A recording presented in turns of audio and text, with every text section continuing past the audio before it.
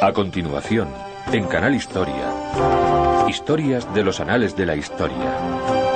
Historias de triunfos y tragedias, aventuras y logros, mientras vamos en busca de la historia. Se trata de un volumen breve que lleva el misterioso título de Los Protocolos de los Sabios de Sion, y es probablemente uno de los libros más influyentes del siglo XX. Henry Ford creía que se trataba de una llamada de alerta para despertar a los Estados Unidos. Winston Churchill llegó a creer que era auténtico. Los nazis lo utilizaron como una justificación para el genocidio. Esta es la historia de una mentira interminable. Ha engañado a millones de personas de todo el mundo durante más de un siglo, y sigue siendo una poderosa fuente de odio y maldad. Acompáñennos en nuestra búsqueda de la historia para sacar a la luz un engaño mortal.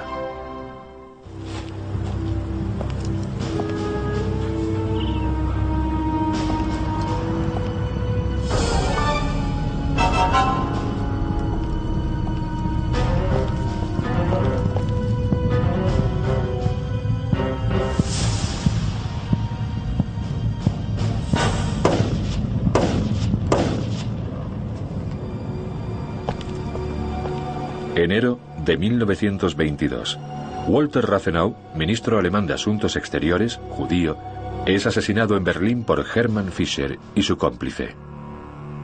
En el juicio declaran que era necesario matar a Rathenau porque era uno de los sabios de Sion.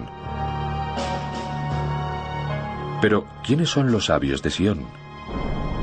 Según este libro, los sabios de Sion son un grupo elitista de líderes judíos cuyo único propósito es apoderarse del mundo, haciéndose con el control de los corazones, mentes y riquezas de los gentiles. Y el libro pretende provenir directamente de ese grupo inventado de líderes judíos.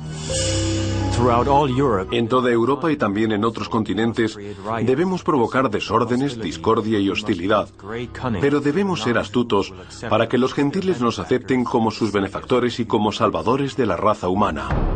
Estas palabras provienen de un pequeño y misterioso libro que empezó a circular de manera clandestina en Rusia alrededor de 1897. Se titula Los Protocolos de los Sabios de Sion. Su origen y su autoría siguen siendo desconocidos. Los protocolos, que es como se llama normalmente al libro, contienen las actas de una reunión clandestina celebrada por un grupo de líderes judíos, los llamados Sabios de Sion. En estas actas se lee que el único objetivo de los sabios es infiltrarse en todos los resquicios de la sociedad con el fin último de conquistar el mundo. Los protocolos de los sabios de Sion pretenden ser un acta literal, palabra por palabra, de 24 discursos pronunciados por los llamados sabios o ancianos de Sion, en una reunión secreta celebrada en Suiza en 1897. Describen una conspiración aterradora para apoderarse del mundo y destruir las naciones cristianas y levantar de entre las ruinas un imperio judío dirigido por un déspota judío. Desde el mismo momento de su publicación, los protocolos se extendieron por toda Europa como un virus incurable. El ministro alemán de Asuntos Exteriores Walter Rathenau fue solo uno de los millones de víctimas que causaría el libro. Víctimas de un engaño mortal. Porque todo lo que rodea al libro de los protocolos de los sabios de Sion es un engaño. El libro es una falsificación. Los sabios de Sion no existen. La reunión nunca se celebró. Las actas son una invención. Y sin embargo, este libro se ha utilizado y se sigue utilizando para justificar el odio. Y es parte de una red de mentiras que ha ido creciendo a lo largo de los siglos y comienza para muchos con los libros del Nuevo Testamento. Uno es el Evangelio de Juan, que pone en boca de Jesús la siguiente frase. Jesús, hablando a los judíos, dice: a esos que dicen ser judíos, yo les digo que no lo son. Vosotros sois de vuestro padre el diablo y queréis cumplir sus deseos en la tierra. Muy sencillo. Vuestro padre es el diablo y cumplís sus deseos en la tierra, sin pensar en que si él dice que el padre de los judíos es el diablo, el padre de Cristo también sería el diablo. En la Edad Media, la demonización de los judíos había llegado a extremos exacerbados. Pero hasta 1797, este prejuicio esencialmente religioso no se transformó en prejuicio político. Ocurrió debido a los escritos de un clérigo francés, el abate Barruel. Durante el período de paranoia y caos social que siguió a la Revolución Francesa, Barruel culpó a los judíos de todos los males de Francia. Es el deseo de una secta terrible y formidable derrocar a todos los reyes, destruir los altares, la propiedad, eliminar toda ley y terminar por hacer desaparecer la sociedad. El tema de una conspiración judía secreta para conquistar el mundo pronto se convirtió en tema central de la literatura europea de finales del siglo XVIII. Las teorías de la conspiración eran populares y los judíos un blanco fácil. Si no hubiese existido una literatura antisemítica importante antes de los protocolos, no habrían tenido ninguna importancia. Pero la población europea había sido preparada gracias a décadas de oír hablar sobre una conspiración judía para apoderarse del mundo, y por eso los protocolos encajaban, tenían sentido y eran preocupantes. A mediados del siglo XIX, la idea de una conspiración judía internacional ya estaba arraigada. En 1868, Hermann Gottsched escribe Biarritz, una novela antisemítica con el seudónimo más respetable de Sir John Radcliffe. Biarritz es especialmente importante debido a una escena en la que líderes judíos celebran una reunión secreta en un cementerio de Praga. 30 años más tarde, ese mismo escenario aparece en un nuevo documento, los protocolos de los sabios de Sion. Pero esta vez no se dice que sea ficción, sino que se asegura que es real. Los protocolos tuvieron un impacto mayor porque se decía que eran un documento de primera mano. No era un informe acerca de un documento, eran el propio documento. Y como se aceptó como un documento de primera mano, tuvo mucho más impacto del que habría tenido de no ser ese el caso. Los protocolos tienen el mismo aspecto y utilizan el mismo lenguaje que encontramos en actas reales de finales de siglo. Esbozan de manera aparentemente formal los 24 pasos para la dominación del mundo por parte de los judíos. Incluso expertos documentalistas que analizaron los protocolos cuando salieron a la luz creyeron que el manuscrito era real. Pronto comenzaremos a establecer enormes monopolios, acumulaciones colosales de riqueza, de las que dependerán incluso las mayores fortunas de los gentiles, hasta tal punto que se desmoronarán al día siguiente de la revolución política. Fue increíble. Llamó la atención de todo el mundo. Hay declaraciones de muchísima gente diciendo no sabía que estaba pasando algo así. Tuvo muchísimo impacto.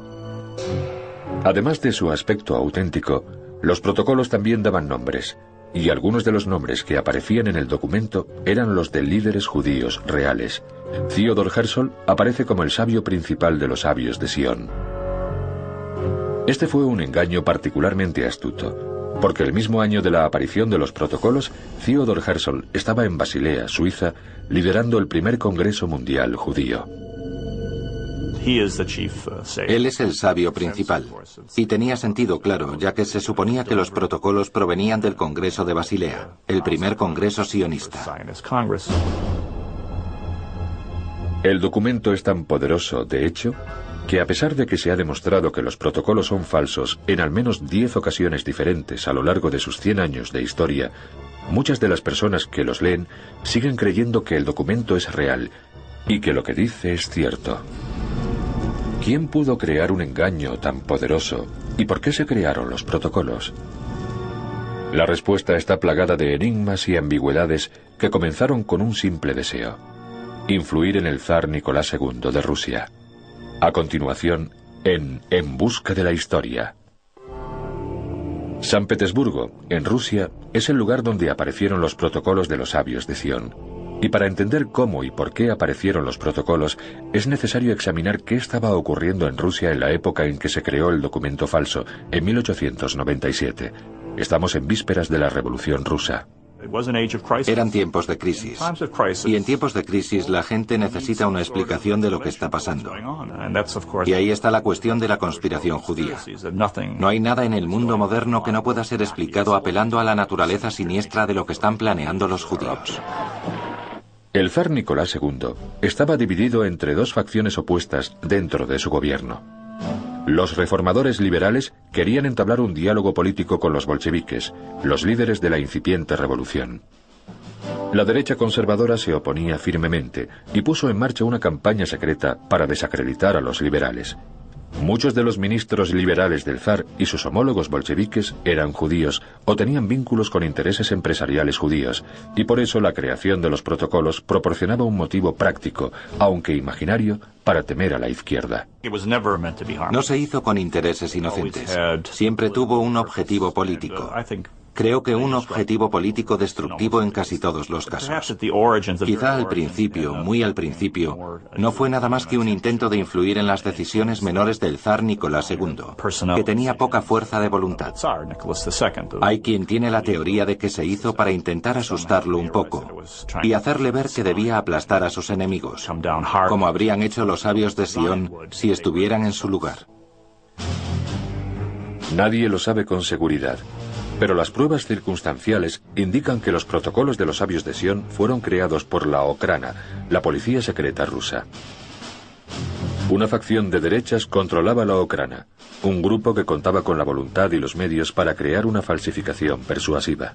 La persona que supervisaba la Okhrana rusa había encargado trabajos similares para desacreditar a enemigos políticos o amenazas políticas. Esa persona es Piotr Ivanovich Rakovsky, director de Relaciones Exteriores de la Okhrana. Se trata de un maestro de la falsificación que equipa a sus agentes con documentos falsos con los que puedan infiltrarse en organizaciones subversivas y destruirlas desde dentro. Y lo más convincente es que Rakovsky ya tenía antecedentes de culpar a los judíos por todos los males.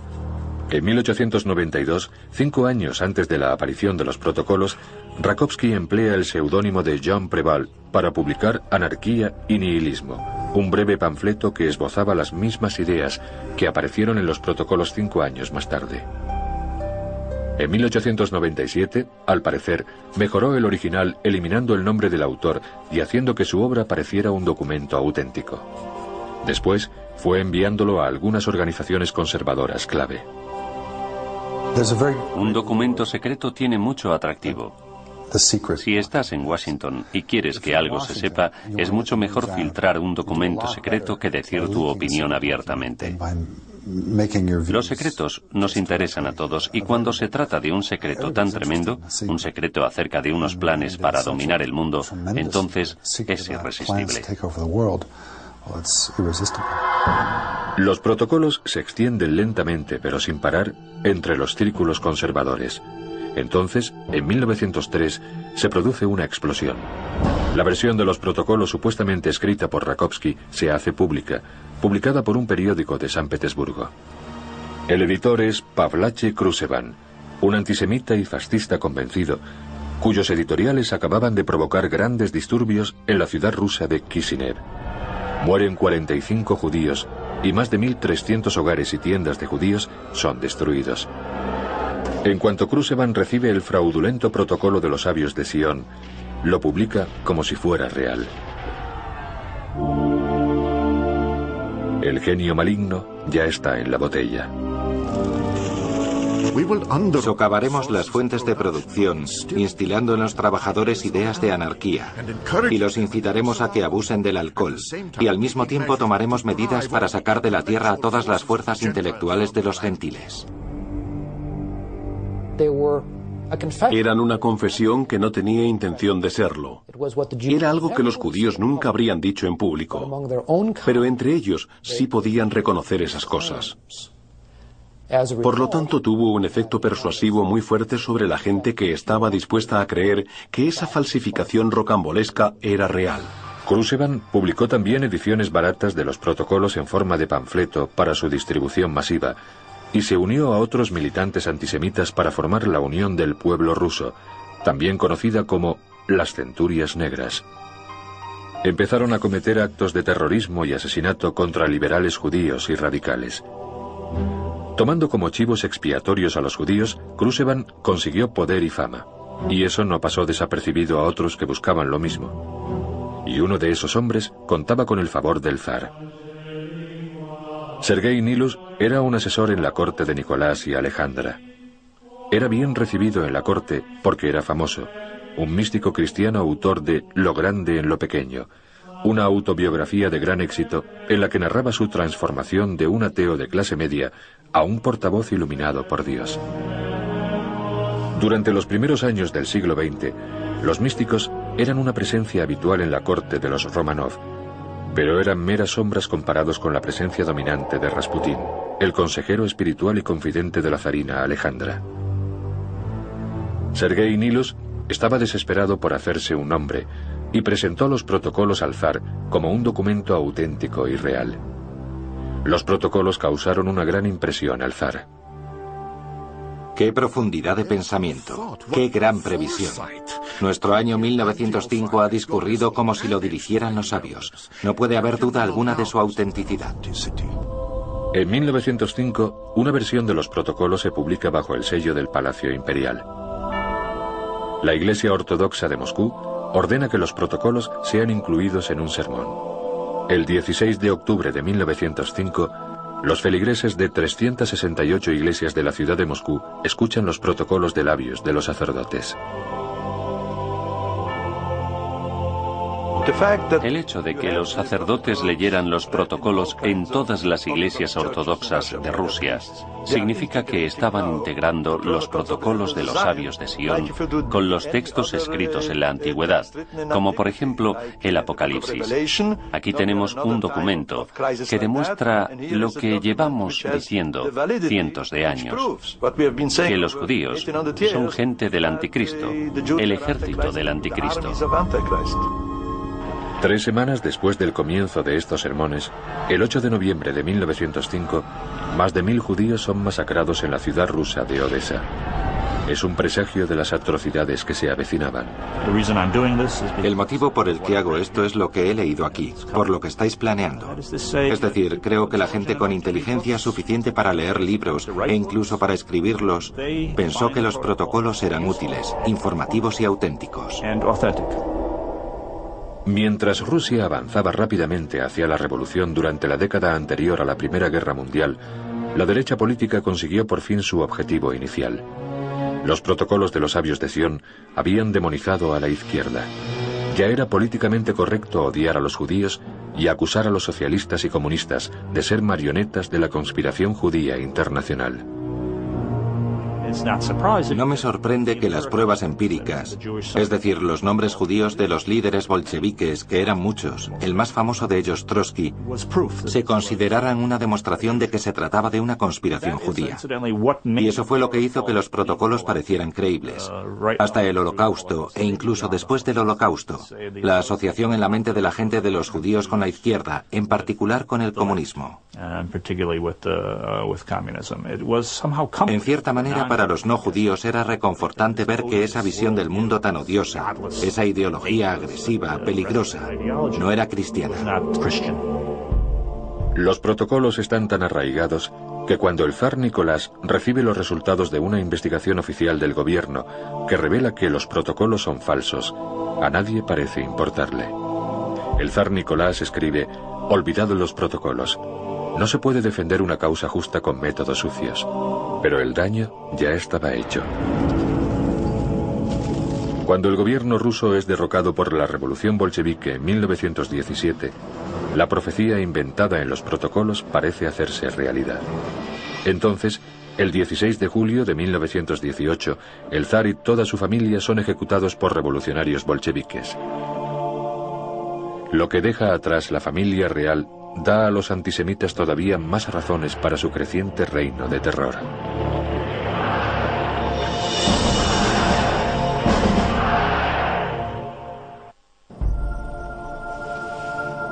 Inmediatamente después del asesinato de la familia real rusa, en el verano de 1918, un oficial llega a la escena del crimen para realizar una investigación. Entre las posesiones de la familia, dice haber descubierto solo 3 libros: la Biblia, Guerra y Paz de León Tolstoy y Lo grande en lo pequeño de Sergei Nilus, cuyo apéndice incluye los protocolos de los sabios de Sion. Y esa conexión entre los protocolos y la ejecución de los Romanov se extiende como un incendio entre los partidarios de derechas del zar. Cuando los protocolos de los sabios de Sion aparecen en la transición de la Rusia zarista a la bolchevique, y todos los zaristas y derechistas huyen del país, ¿a dónde van?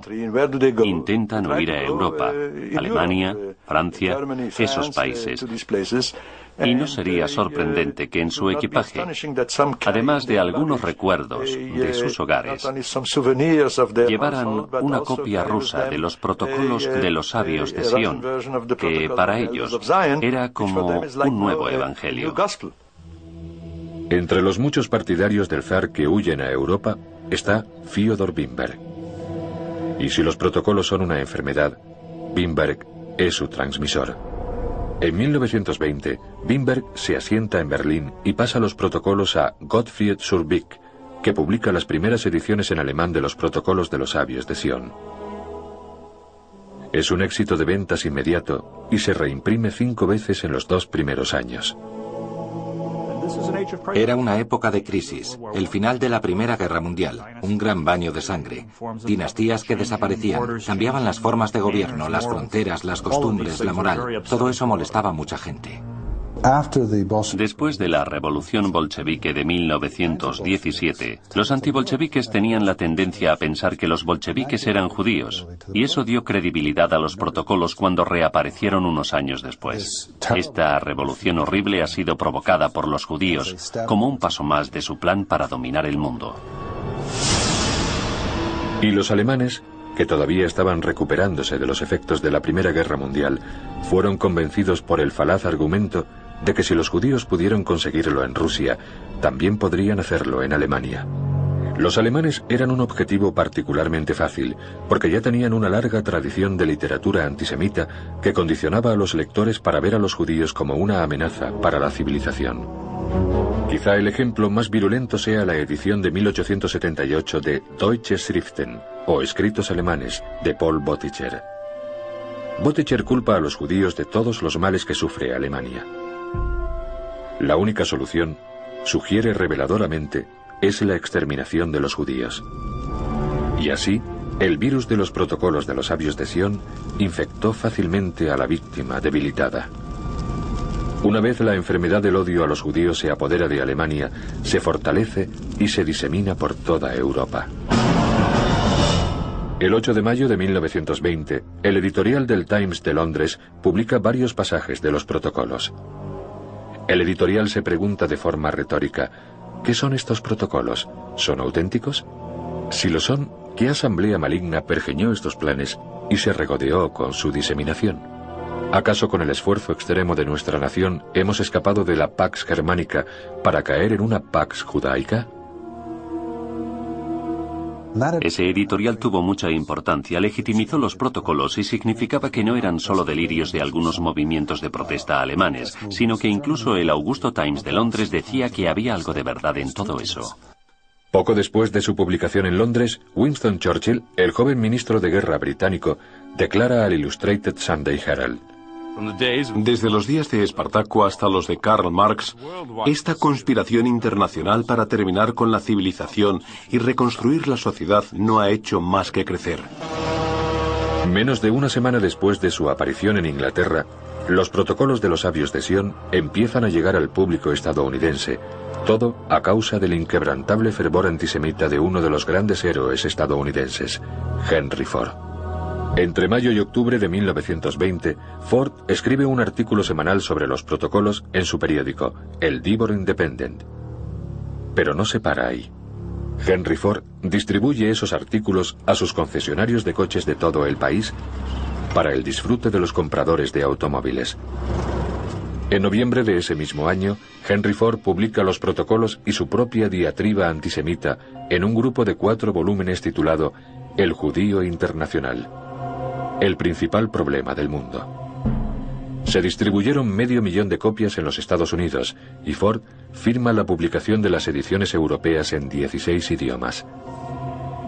Cuando el New York World le preguntó en 1921 por qué publicaba los protocolos, Henry Ford respondió: La declaración que puedo hacer de los protocolos es que encajan con lo que está pasando. Tienen 16 años y han encajado siempre con la situación mundial. encontró respuesta a muchas de las preguntas que se planteaba, y con sus medios y con su prestigio, estaba en posición de avalarlo y ponerlo a disposición de personas que, de no ser por él, no lo habrían leído. Eso le dio una legitimidad en la sociedad estadounidense de los años 20. Lo relevante aquí no era lo que dijera Ford, sino quién era Ford. Se trataba de un hombre de gran éxito, muy admirado. Y no era necesario leer los protocolos de los sabios de Sion para decir, bueno, si Henry Ford lo está apoyando de esa manera y está perdiendo dinero, perdió varios millones de dólares publicando ese libro de 4 volúmenes, tiene que haber algo de verdad. La campaña de Henry Ford sobre los protocolos fracasó en los Estados Unidos. Los estadounidenses no aceptaron la teoría de que existía una conspiración judía internacional. Pero la influencia de Ford, por medio de El Judío Internacional, estaba llegando a millones de personas en toda Europa, y los políticos jóvenes en ascenso estaban empezando a responder a las mentiras incluidas en los protocolos. En particular, un joven con grandes ambiciones políticas quedó fascinado por la insistencia con que mantenía Ford que la conspiración judía era real. Su nombre era Adolf Hitler. Se dice que Hitler tenía un retrato del heroico Henry Ford en su estudio o en su cuarto. El millonario, el hombre hecho a sí mismo. En 1921, los protocolos circulaban desde hacía casi un cuarto de siglo. Lo que había empezado como un engaño perpetrado por una facción política con un propósito muy limitado, era ya aceptado como un hecho real en 2 continentes. Entra en escena Philip Graves, un joven y emprendedor reportero del Times de Londres. Graves no fue el primero en poner en duda la autenticidad de los protocolos de los sabios de Sion, pero sí fue el primero en demostrar que se trataba de una falsificación al encontrar la fuente original de la que se plagiaron. Graves encuentra una obra satírica francesa que contiene exactamente el mismo texto, palabra por palabra, de los protocolos. Pero la obra fue escrita 3 décadas antes de los protocolos y no tiene nada que ver con los judíos. La salida a la luz de la falsificación de los protocolos tuvo mucha importancia. No eliminó los protocolos como factor, pero los sacó del espectro político respetable. Si creías en los protocolos, quería decir que estabas en los extremos del espectro político, que eras parte de un movimiento de protesta que no aceptaba las normas de la política civilizada. En Inglaterra, Churchill se retracta inmediatamente. En Estados Unidos, Ford no lo hace. El Comité Judío estadounidense tarda 6 años en recibir una disculpa por escrito de Henry Ford por sus artículos, pero hasta el día de su muerte siguió manteniendo que, aunque los protocolos eran falsos, lo que decían era real. En Alemania, esa idea ya estaba haciendo historia. Cuando los alemanes intentaron entender por qué habían perdido tanto en la Primera Guerra Mundial, buscaron una explicación en los protocolos. Y durante los años 20, la tendencia a culpar a los judíos de todos los problemas no hizo más que crecer y crecer. Y los convencidos empiezan a pasar de las palabras a los hechos, y de los hechos al derramamiento de sangre.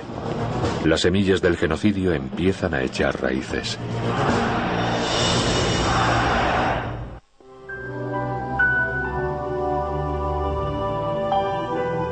Gracias a Philip Graves, periodista del Times de Londres, los protocolos de los sabios de Sion quedan completamente desacreditados en 1921. Pero poco después, Walter Rathenau, el ministro alemán de Asuntos Exteriores, es asesinado frente a su casa de Berlín. Los motivos del crimen están directamente relacionados con quienes creen en los protocolos. El juez que preside el tribunal que juzga a uno de los asesinos de Rathenau dice al asesino convicto: detrás de estos crímenes, el máximo culpable, el antisemitismo fanático e irresponsable, muestra su rostro con todos los medios de difamación de los que ese vulgar libelo, los protocolos de Sion, es un ejemplo. Espero que la muerte de Rathenau sirva para purificar el aire infecto de Alemania y lleve a Alemania hacia su cura. Los alemanes de conciencia reciben el veredicto del juez como el golpe final contra los protocolos. Pero no fue así. La infección era imparable y poco más de 10 años después, Adolf Hitler, el hombre que admiraba a Henry Ford, es nombrado canciller de Alemania El 30 de enero de 1933, su partido nazi pasa de formar parte de los flecos de la política alemana a ocupar el centro del poder. En el corazón de su filosofía está la firme convicción de que una conspiración judía está socavando a los gobiernos de todo el mundo. Hitler los conoció bastante pronto. El Mein Kampf menciona específicamente los protocolos. Dice que por supuesto los judíos lo niegan, pero que eso es una prueba más de que es cierto, ya que por supuesto quieren ocultar esa prueba de sus pecados al resto del mundo. En Mein Kampf, Hitler declara: si el judío, con ayuda de su catecismo marxista, triunfa sobre las gentes de este mundo, su corona será la danza de la muerte para la humanidad. El partido nazi adopta los protocolos como si fueran sagrados. Si Roosevelt prometió un pollo en cada olla, Hitler puso una copia de los protocolos en todas las casas de Alemania. Solo la Biblia rivalizaba con ellos en popularidad. ¿Por qué tuvo éxito en Alemania? Muy sencillo. Los alemanes eran lectores, eran gente con formación, y por lo tanto, cuando se tradujo al alemán financiado por Ford, en Alemania vendió 10 millones de copias en pocos años. En las juventudes hitlerianas se convirtió en lectura obligatoria. Los educaban con él. 2 meses después de que Hitler tomara el control del gobierno, la retórica antijudía del partido nazi se convirtió en ley en Alemania. El 11 de abril de 1933, el Tercer Reich pide el boicot nacional a todos los negocios propiedad de judíos. En septiembre de 1935 entran en vigor las leyes de Nuremberg. Esas leyes despojan a los judíos de su nacionalidad y capacitan a las autoridades para detenerlos y sacarlos de sus comunidades.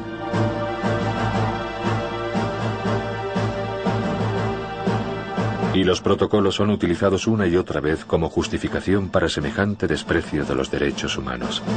Entre los principales responsables de mantener vigentes los protocolos está Julius Streicher, un importante antisemita y editor de un periódico.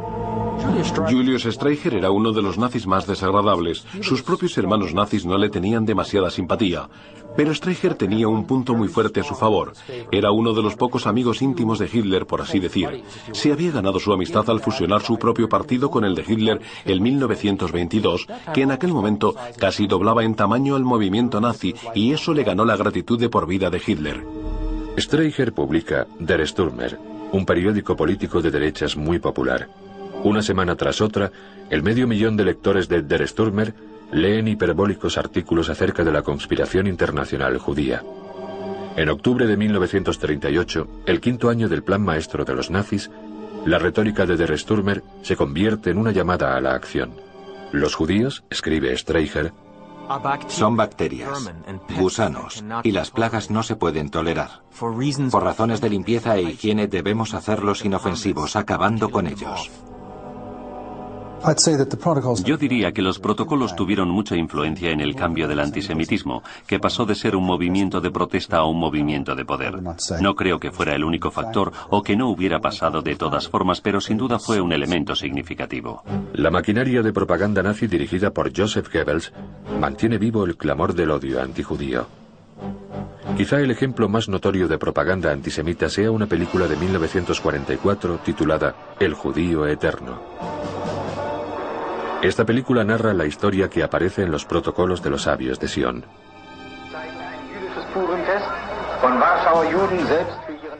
Es un pseudo documento que muestra a los judíos haciendo todo tipo de cosas malignas. No menciona directamente los protocolos, pero la línea que sigue Hitler en esa película está muy influenciada por los protocolos. Por ejemplo, muestra a los judíos participando en una siniestra campaña para apoderarse del mundo. Se los compara con ratas que se esparcen por todo el mundo desde sus orígenes en Asia. También trata el tema de los judíos y su poder financiero. Los protocolos sugieren que los judíos van a controlar el mundo económicamente. En la película El judío eterno pasa exactamente eso. Mientras la guerra relámpago de Hitler avanza por toda Europa, un país tras otro va quedando en manos del Tercer Reich.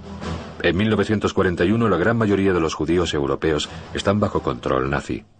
Comienza uno de los capítulos más oscuros de la historia de la humanidad. Un historiador dijo que los alemanes sabían lo suficiente para saber que no querían saber más. Pero por supuesto eso significa que sabes algo. Y hay que tener un motivo para no querer saber más. Los protocolos eran uno de esos motivos. Eran una excusa para cerrar los ojos ante lo que estaba pasando. En octubre de 1943, Heinrich Himmler, el jefe de las SS de Hitler y arquitecto de la solución final, ofrece una aleccionadora razón para el Holocausto. Teníamos el deber moral ante nuestro pueblo de exterminar a las personas que querían exterminarnos a nosotros. Al terminar la guerra, más de 6 millones de judíos han muerto. El horrible legado de un documento falso que infectó la moralidad del mundo. ¿Fueron los protocolos la excusa para el genocidio? Creo que el término excusa para el genocidio es adecuado. Fue la piedra angular sobre la que los nazis extendieron gran parte de su ideología. La verdad es que los nazis no utilizaron los protocolos al principio. Tenían otros textos de la literatura. Pero cuando aparecieron y los conocieron, los absorbieron y los utilizaron todo lo posible. Y probablemente, más que ningún otro documento, hayan sido la excusa, la justificación del Holocausto. Tras la victoria aliada en Europa el 8 de mayo de 1945, Estados Unidos y el resto del mundo vieron por primera vez lo que había provocado el antisemitismo exacerbado. Pero la muerte de Hitler y de un tercio de todos los judíos del mundo ¿traerían por fin el final del engaño de la conspiración judía?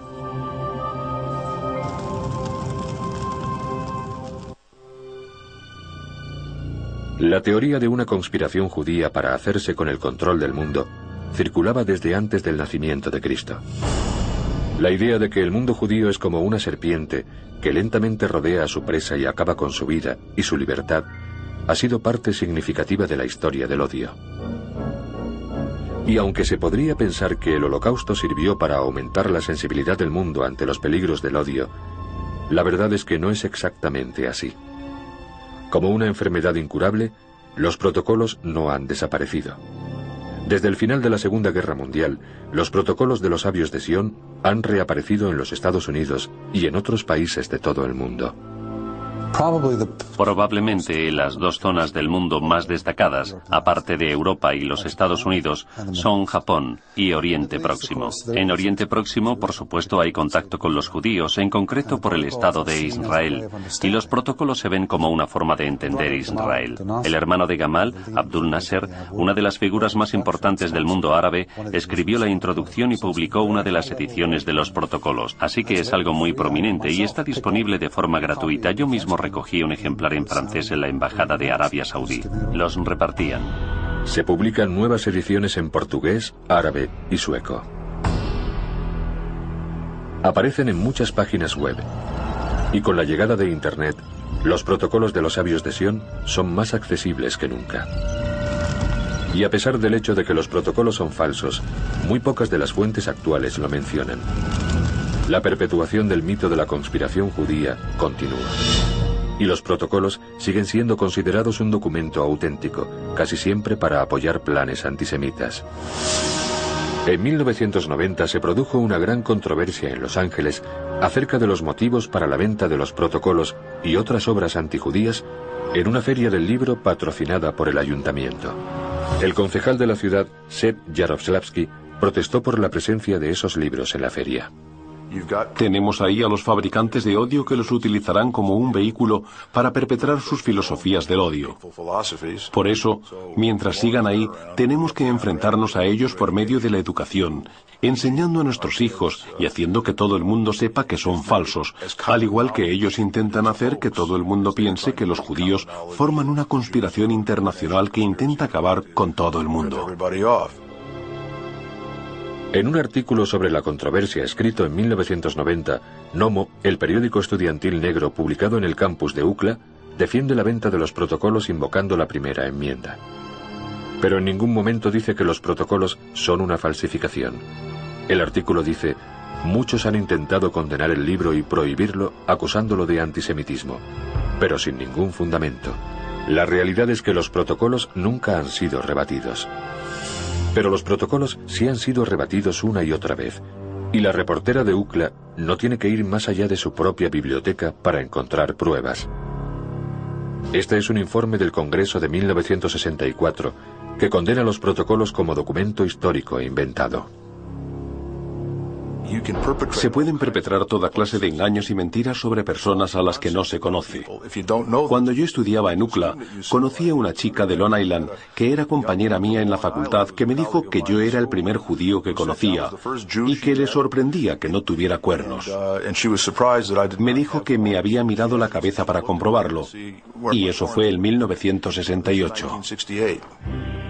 De hecho, en Rusia, el lugar donde nacieron los protocolos, han tardado casi un siglo en condenar el documento como lo que es. En 1993, un tribunal ruso sentencia que los protocolos son una falsificación antisemita. Pero ni siquiera esa proclamación histórica fue suficiente para frenar el odio. ¿Te preguntas si se puede acabar con los protocolos? Las pruebas históricas dicen que no. Siguen apareciendo en todas partes, en los lugares más extraños. Japón, Kurdistán, Nueva Zelanda. Lugares en los que aparentemente no hay un, por así decir, problema judío. Un buen ejemplo es el de la página de recursos noruegos en Internet.